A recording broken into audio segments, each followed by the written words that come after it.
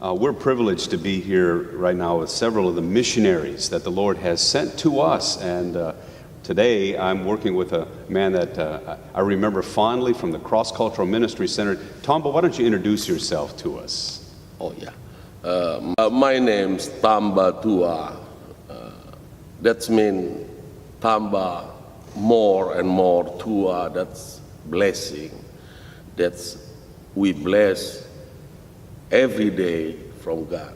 Every day, more blessing from God. That's the mean Tamba Tua. Naibaho, this last name, my family name. I come from Indonesia, and I was born in Christian family. In first generation, my father and my mother, first generation in my village, become a Christian. So Christian from a long way back then? Yes. Okay.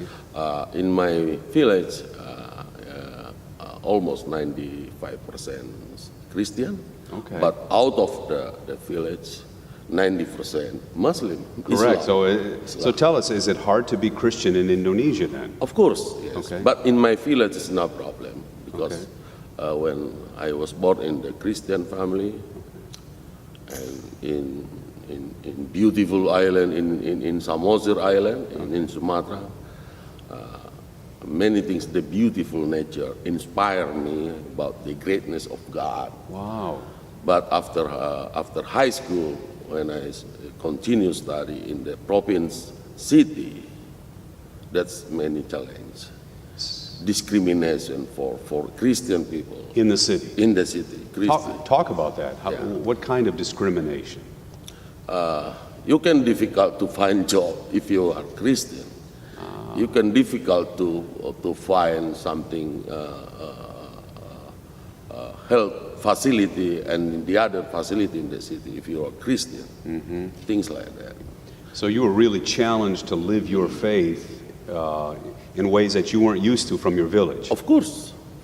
Right. Well, what compelled you to start to think about not just being a Christian, but becoming a pastor? Was that something you wanted to do in Indonesia? Or? That's a great question. I like it. When the challenges in the circumstances and situations like that, I remember something when I was a child in Sunday school. When I was Sunday school, I saw the around 300 pastors make a line and go to church and accompanied by the trumpet, dun dun dun dun dun dun dun dun, and Luther song, dun dun dun dun dun dun dun. And I was thinking at the time, that's line go to heaven. Wow. I must be like that in one day.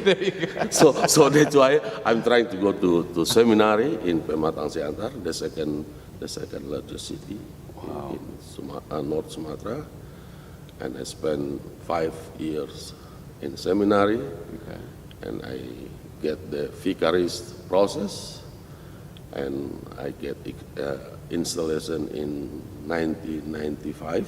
1995. In Indonesia? In Indonesia. Okay.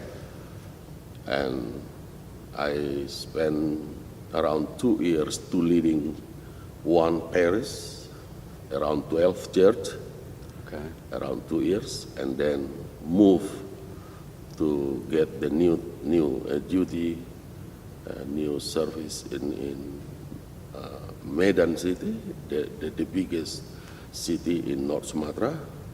Around 2 years, and then moved to Jakarta to serve as a youth pastor for one parish, and around 2000, the Batak Leader Church sent me to the New York. Oh, okay. So then came to New York. Yeah. But in Indonesia, you were challenged in your faith as a young man, and you decided to try to share that faith by going to the cities one at a time, becoming a pastor, right? Yes. Wow, what a challenge! What did you learn from all that? The challenge from the circumstances of the country.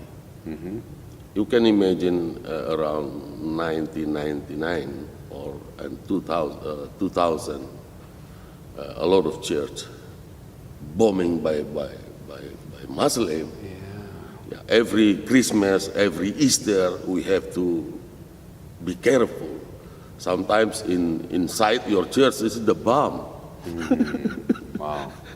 Yeah. So you were committed to worship. Yeah. Yeah.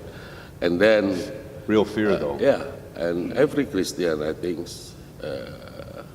know about that and already ready about that in that circumstance. Wow. Okay, so you grew in your faith and your leadership in Indonesia. Yes. Why New York, and then why become pastor in America and the Cross Cultural Ministry Center? When I spent 2 years in ministry in Batak people in New York City, I get the information about the Concordia. There you go. I own it. I want to study more about Luther. There you go. And finally, I get here. I love this campus. It looks like my hometown, Samosir Island in Sumatra. I love this. So beauty. Yeah. So the beauty connected. The beauty connected. Wow. The beauty of nature, the beauty of this campus. A lot of inspire me. The majesty of God. Majesty. And so, again, as you became a pastor here, tell me some of the, obviously there was support here that allowed you to grow here. Tell me some of the ways where the Lord supported you and allowed you to become a leader and a pastor and a missionary here in this country. Yeah. I love Pastor Dan Grobowski right now, my senior pastor in Ontario. And Indonesian ministry at Ontario is not just use the facility like another ethnic ministry. We have one stewardship, one worship, one fellowship, and one friendship right now. Right. So that's talk about some of the challenges to doing ministry here that are different than Indonesia. Totally different from individualistic people here versus the communal system people in Indonesia is totally different. Is that a big challenge to sharing the faith? It's a big challenge. How do you deal with some of those things? The first thing I saw to the people, I love them. Love people. And then they want to try to follow what they got from them.